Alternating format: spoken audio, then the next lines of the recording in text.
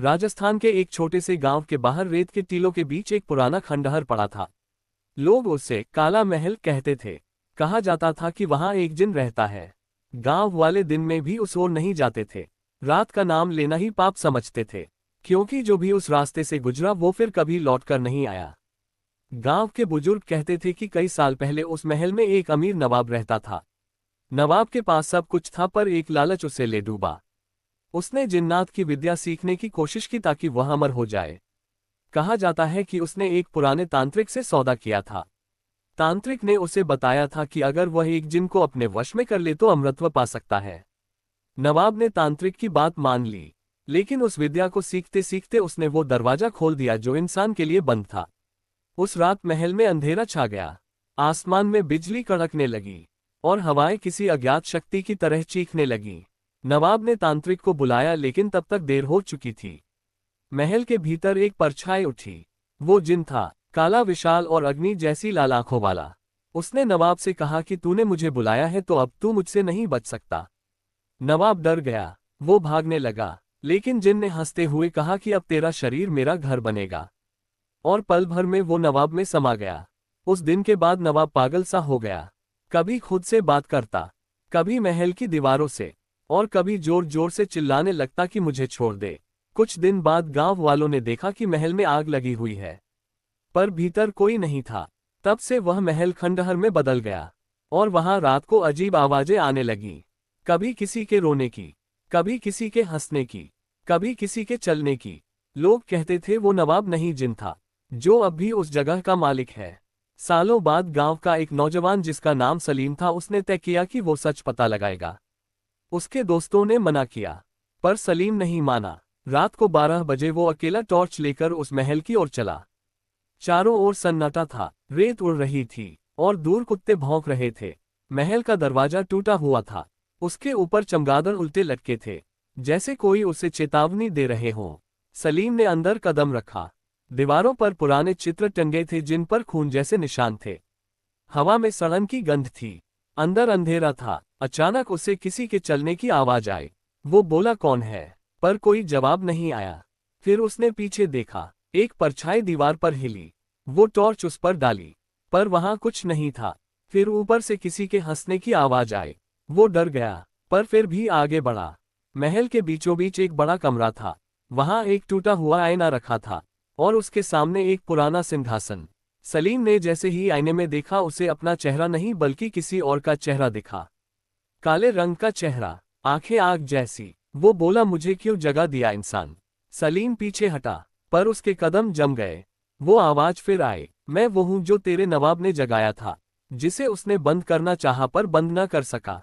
सलीम कांप गया। उसने कुरान की आयत पढ़नी शुरू की, पर आवाज और गहरी हो गई। महल हिलने लगा, हवा तेज हो गई, टॉर्च बुझ गई, अंधेरा छा गया। सलीम ने महसूस किया जैसे कोई उसके गले के पास सांस ले रहा हो। फिर उसे लगा कोई उसके कान में फुसफुसा रहा है, अगर तू वापस चला गया तो बच जाएगा, अगर ठहरा तो मर जाएगा। सलीम भागने लगा, पर रास्ता बदल चुका था। महल का नक्शा जैसे खुद बदल गया हो। हर कमरा अब नया लग रहा था। दीवारें खून से भीगी थीं, और दरवाजे खुद बंद हो रहे थे। सलीम ने दरवाजा खोला तो सामने वही तांत्रिक खड़ा था, पर वो जिनके अधीन था। उसकी आंखें काली हो चुकी थीं। वो बोला, अब देर हो गई बेटा, तूने उसे जगा दिया है। अब न तू बच सकेगा न ये गांव। फिर अचानक वो हवा में गायब हो गया। सलीम ने फिर दौड़ लगाई। वो महल के पिछले हिस्से में पहुंचा। वहां उसे एक कुआं दिखा। कुआं सूखा था, पर नीचे से किसी के कराहने की आवाज आ रही थी। वो झांकने लगा, तभी किसी ने उसका पैर पकड़ लिया। वो चिल्लाया और कुएं में गिर गया। कुएं के भीतर अंधेरा और ठंडक थी। उसने टॉर्च फिर से जलाने की कोशिश की। टॉर्च जलते ही उसने देखा कि दीवारों पर सैकड़ों चेहरे बने थे। सब चीख रहे थे। वो आवाज आई, ये सब वो हैं जो यहाँ आए और कभी लौटे नहीं। अब तू भी यही रहेगा। सलीम ने आंखें बंद कर ली और पूरे दिल से अल्लाह का नाम लिया। अचानक हवा रुक गई और जिन चीख उठा। महल में आग लग गई। हर दिशा में धुआं फैल गया। सुबह जब गांव वाले पहुंचे तो महल राख में बदल चुका था, पर वहां सलीम नहीं था। सिर्फ उसकी टॉर्च पड़ी थी जो जल रही थी, और रेत पर एक अजीब निशान बना था जो किसी पंजे जैसा लग रहा था। आज भी लोग कहते हैं कि जब रात में हवा चलती है तो उस खंडहर की राख उड़ती है और किसी के कान में फुसफुसाती है कि जिन अब भी जिंदा है और वो किसी नए इंसान का इंतजार कर रहा है जो उसे फिर से जगाएगा। सुबह का सूरज गांव पर निकला था लेकिन हवा में अब भी डर था। लोगों को महल की राख से अजीब गंध आ रही थी। बुजुर्गों ने कहा कि जिन अब भी मुक्त नहीं हुआ है क्योंकि उसकी पुकार रेत में गूंज रही है। सलीम की मां पागल सी हो गई थी। वो हर रात महल की ओर देखती और रोती रहती, कहती कि मेरा बेटा लौट आएगा, पर गांव के लोग डर से उसका नाम तक नहीं लेते थे। एक दिन गांव में एक मौलवी आया। उसने कहा कि जिन को बांधने का एक ही तरीका है, उस जगह को पवित्र बनाना होगा जहां से वो उठा था।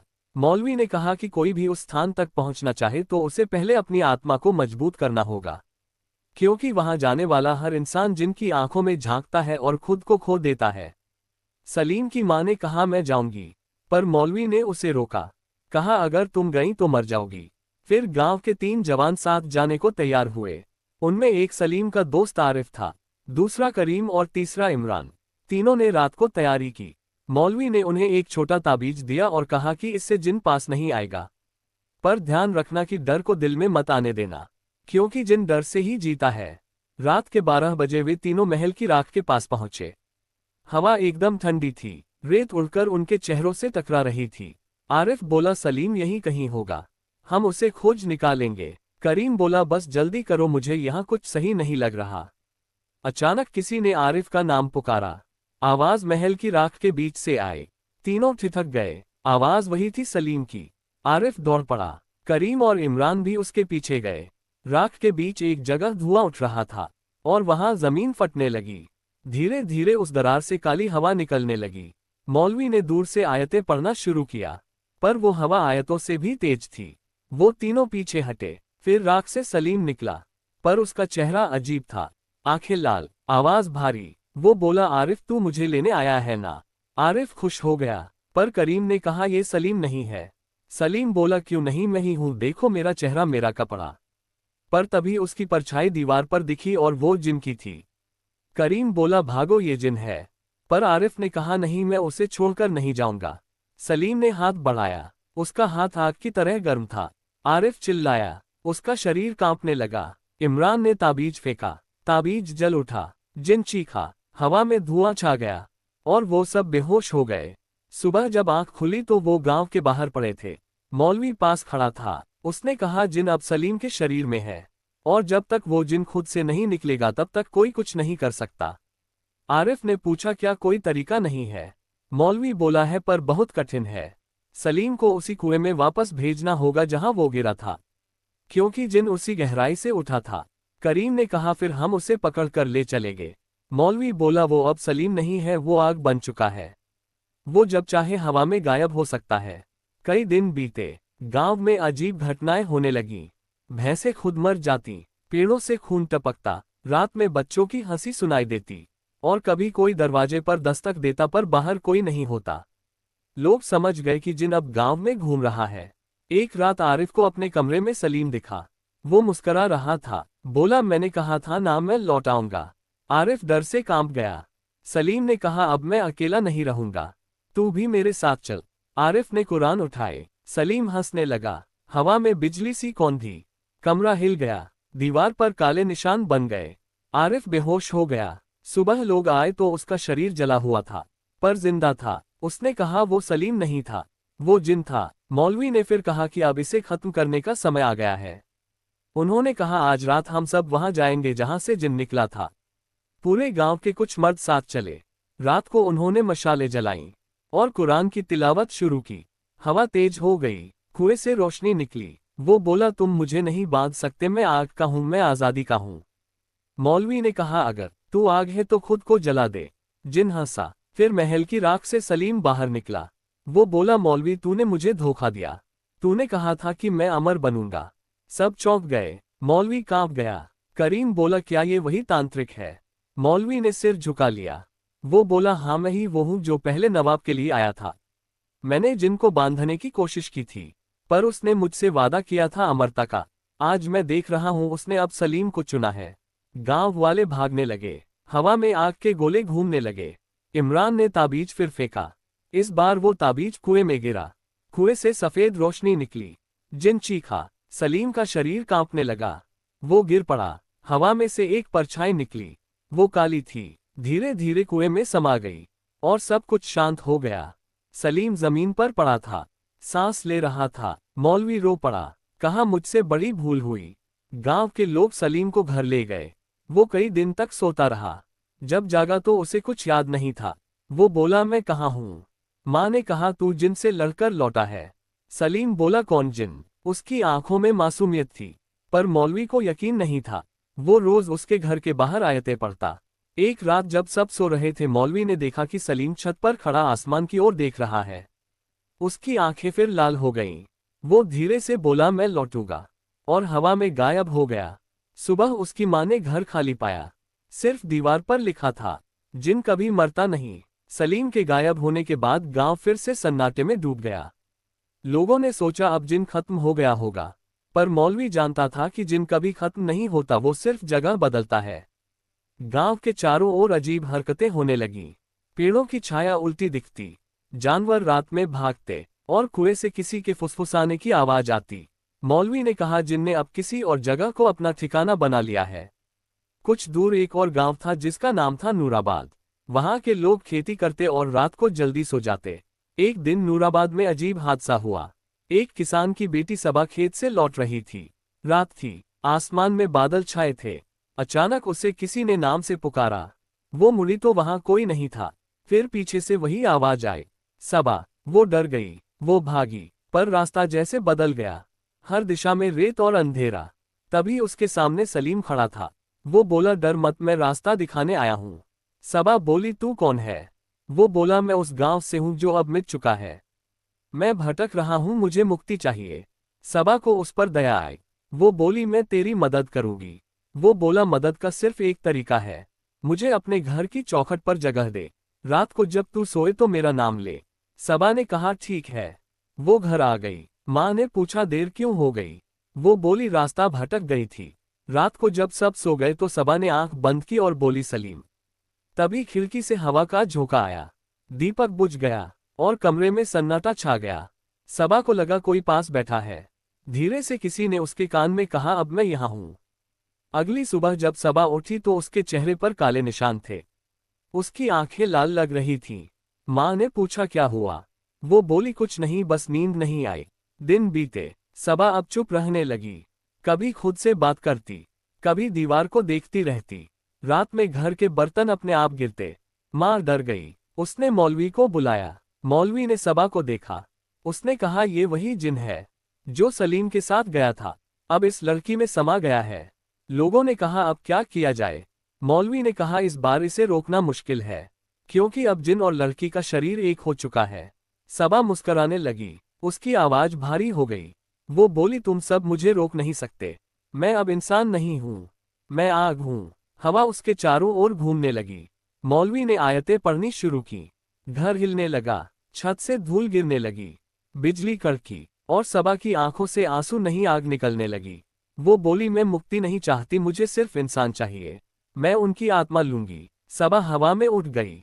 सारा घर रोशनी से भर गया, और फिर अंधेरा। जब आंख खुली तो घर खाली था।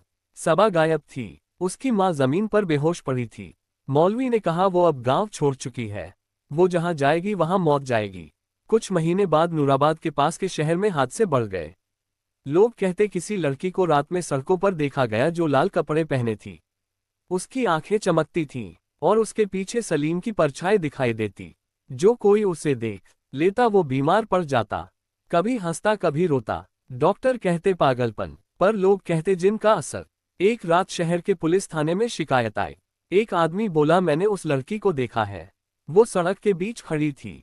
मैंने ब्रेक मारा पर कार अपने आप बंद हो गई।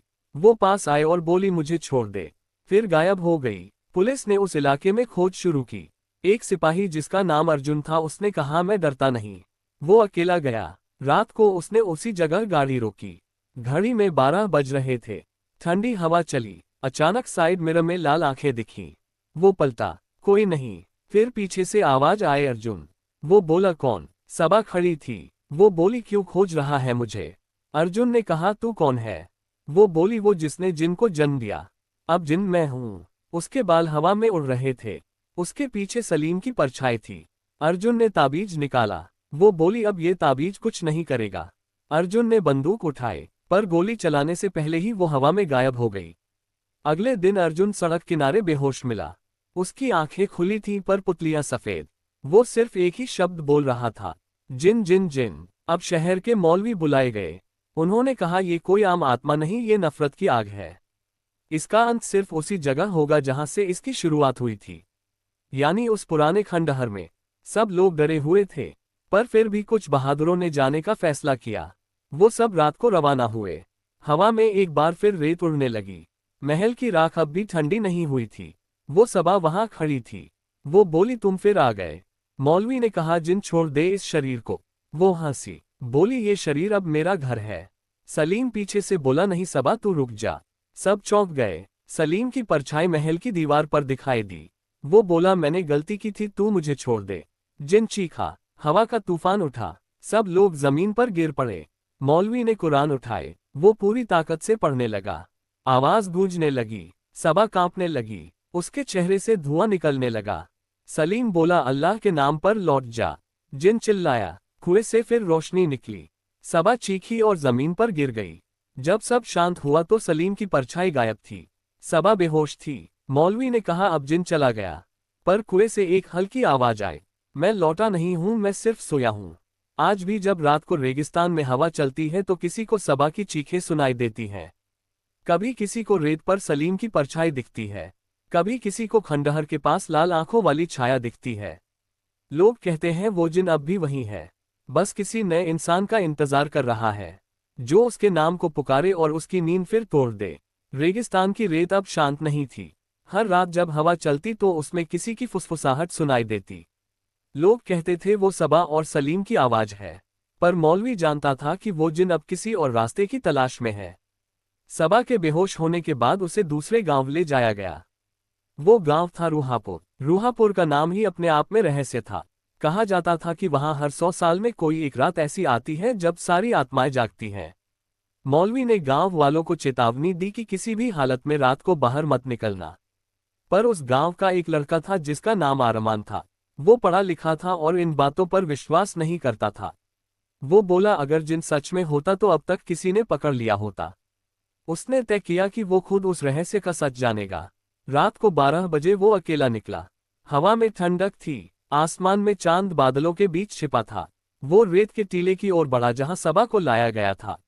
वहां उसे एक पुराना कुआं दिखा। कुआं बिल्कुल वैसा ही था जैसा सलीम वाले गांव में था।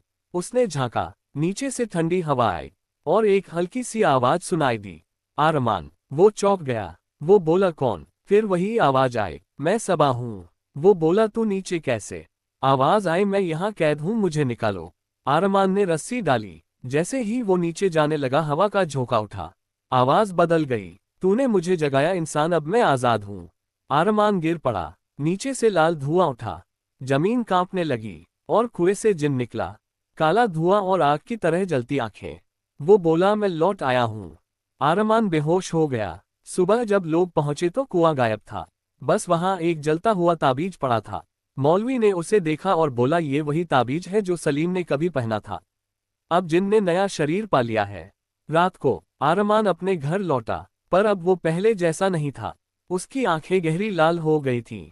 वो चुपचाप बैठा रहता, कभी खुद से बात करता, कभी हवा में देखता। माँ ने पूछा बेटा क्या हुआ? वो बोला कुछ नहीं, बस अंधेरा अच्छा लगता है। धीरे धीरे उसकी आवाज भारी होती गई। वो रात में घर से बाहर जाने लगा। लोग कहते थे कि वो पुराने पेड़ के नीचे बैठता है और किसी से बात करता है। एक दिन गांव के बच्चे वहां गए। उन्होंने देखा कि आरमान पेड़ के पास किसी से झगड़ रहा था, पर वहां कोई नहीं था। वो चिल्ला रहा था कि तू मुझसे निकल जा। फिर अचानक उसने खुद का गला पकड़ लिया। बच्चे भाग गए। उस रात पूरे गांव में आंधी आई।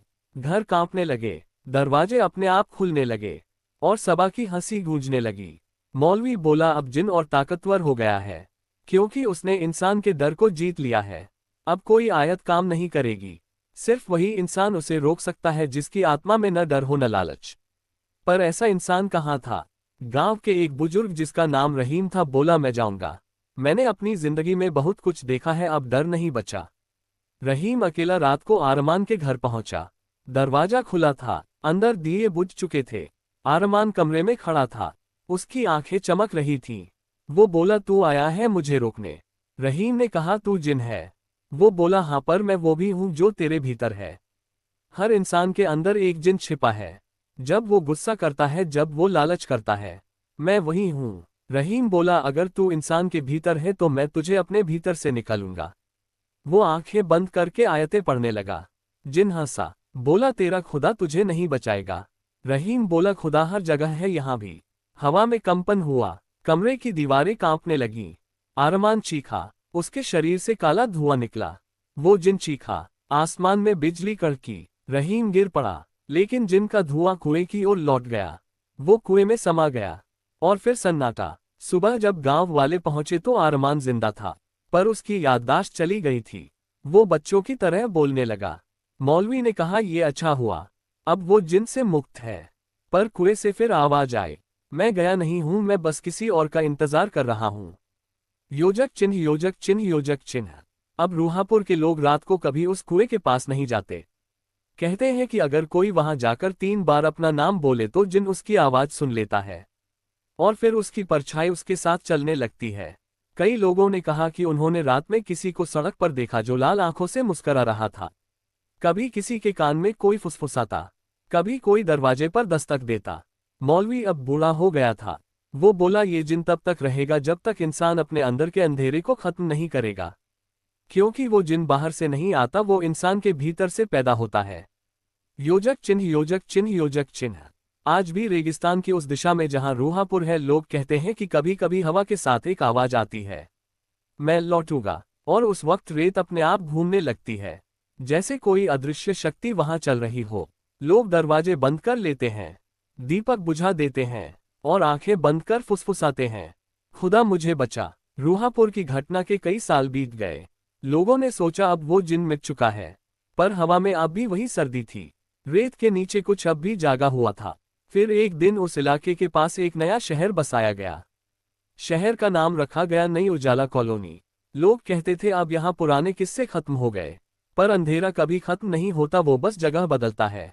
कॉलोनी में शहर से आए लोग रहने लगे, नए मकान, बिजली, पानी, सब कुछ। पर रात को कुछ अजीब होता।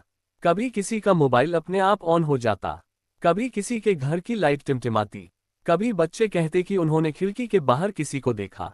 शहर के एक युवक का नाम आदित्य था। वो सॉफ्टवेयर इंजीनियर था। उसे भूत प्रेत की बातों पर विश्वास नहीं था। वो देर रात तक कंप्यूटर पर काम करता। एक रात जब वो ऑफिस से लौट रहा था तो उसकी कार उसी पुराने रास्ते से गुजरी जहां रूहापुर की रेत थी। अचानक उसकी कार रुक गई, इंजन बंद हो गया। घड़ी में 12 बज रहे थे। चारों तरफ सन्नाटा। वो बाहर निकला, हवा एकदम ठंडी थी। उसने मोबाइल की टॉर्च ऑन की, तभी रेत में कुछ लिखा दिखाई दिया, मैं लौट आया हूं। आदित्य मुस्कुराया, बोला, बच्चों की शरारत होगी। वो कार में बैठा और गाड़ी स्टार्ट की, पर गाड़ी अपने आप पीछे चलने लगी। वो डर गया। उसने ब्रेक दबाया, पर ब्रेक नहीं लगे। कार अपने आप उस पुराने रास्ते पर मुड़ गई जहां अब कोई नहीं जाता था। कुछ दूर जाकर कार रुक गई। सामने एक टूटा हुआ कुआं था। वो बोला, ये तो वही जगह लगती है जिसके बारे में लोगों ने कहा था कि यहाँ जिन रहता था। वो नीचे झांका, अंधेरा, ठंडी हवा। तभी नीचे से आवाज आई, आदित्य। वो चौंक गया। वो बोला, कौन है? फिर वही आवाज आई, मैं वही हूँ जिसने सबा को लिया, जिसने सलीम को चुना, अब तेरी बारी है। आदित्य भागने लगा, पर पीछे से किसी ने उसका हाथ पकड़ लिया। वो गिर पड़ा, मोबाइल दूर जा गिरा, हवा में लाल धुआं उठा, और वो जिन बाहर आया। अब उसका रूप बदल गया था। वो बिजली और धुएं से बना हुआ था। वो बोला, अब मैं इंसानों की आत्मा नहीं, उनकी मशीनों में बसूंगा। अब मेरा नाम होगा डिजिटल जिन। वो आदित्य के शरीर में समा गया। अगले दिन आदित्य ऑफिस पहुंचा। सब सामान्य था, पर उसके कंप्यूटर से अजीब आवाजें आने लगीं। कभी स्क्रीन पर पुराने अरबी अक्षर दिखते, कभी कोड अपने आप टाइप होने लगता। वो हंसता और कहता, सिस्टम बग है। पर उसके सहकर्मी डरने लगे। एक दिन उसकी टीम की लड़की सना ने देखा कि कंप्यूटर की स्क्रीन पर उसका नाम लिखा आया, और साथ लिखा था, मैं तुझे देख रहा हूं। वो चीख उठी। ऑफिस में हड़कंप मच गया, पर आदित्य बस मुस्कुराता रहा। धीरे धीरे ऑफिस में हादसे होने लगे। एक इंजीनियर की लिफ्ट में मौत हो गई। एक और आदमी को सर्वर रूम में बिजली का झटका लगा। लोग बोले सिस्टम करप्ट है, पर सना जानती थी कि ये कुछ और है। उसने आदित्य को फॉलो किया। रात को उसने देखा कि आदित्य छत पर खड़ा आसमान की ओर देख रहा है। उसकी आंखें लाल थीं, वो हवा में कुछ बोल रहा था। सना ने सुना, मैं अब हर नेटवर्क में हूं, मैं अब हर मशीन में हूं।